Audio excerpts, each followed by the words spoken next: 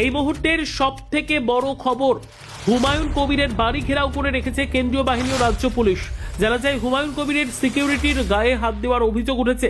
হুমায়ুন কবিরের ছেলের বিরুদ্ধে এমনই অভিযোগ ভিত্তিতে শক্তিপুর থানায় লিখিত অভিযোগ করে হুমায়ুন কবিরের সিকিউরিটি।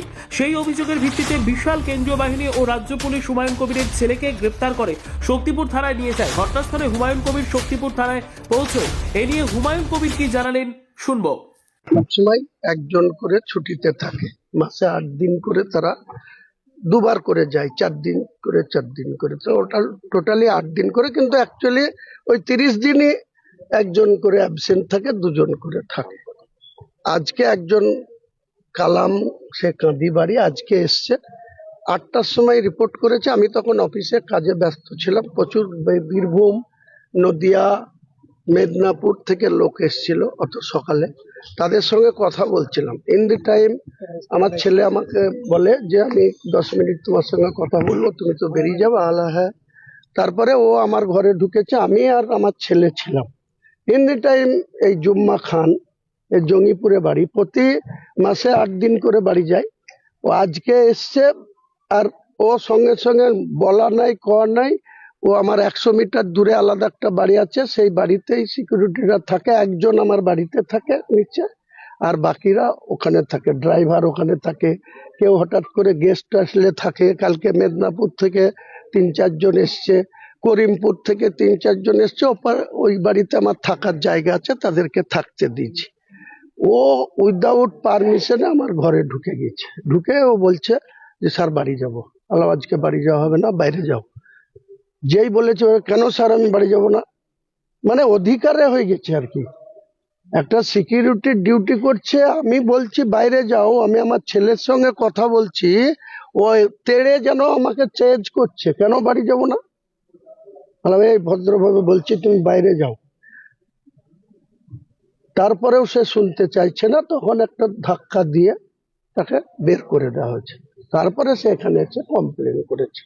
আধিকারিকরা যেটা ভালো বুঝবে করবে। আমার ছেলেকে নিয়ে এসছে, ছেলেকে তার বিরুদ্ধে যা করবে, আমার বিরুদ্ধে যদি কিছু হয় আমি আইনের দ্বারা সেটা, দীর্ঘদিন সিপিএম এর মোকাবেলা করে এসছি, আজকে আবার শাসক দলের বিরুদ্ধে গেছি। এসব ছোটখাটো হবে, এসব আমার অভ্যস্ত আছে 43 বছরের রাজনীতিতে। এসব আমি ভয়ও পাই না, কাউকে ভয় দেখাতেও চাই না, আমি কোনো ভয়ও পাই না। হুমায়ুন ছেলেকে তো এখনো পুলিশ আটক বলছে, ও কি অ্যারেস্ট করবে এবার এমন কিছু কি আপনি সেটা পুলিশের, আপনি ওয়েট করুন, কিছুক্ষণ পরে জানতে পারবেন যে কেস একটা হচ্ছে এবং সেটা বেলেবল সেকশন। তাকে এখান থেকেই জামিনের ব্যবস্থা করা হচ্ছে। একজন লয়ার আসবে, তার জামিন করে নিয়ে বাড়িতে যাবে।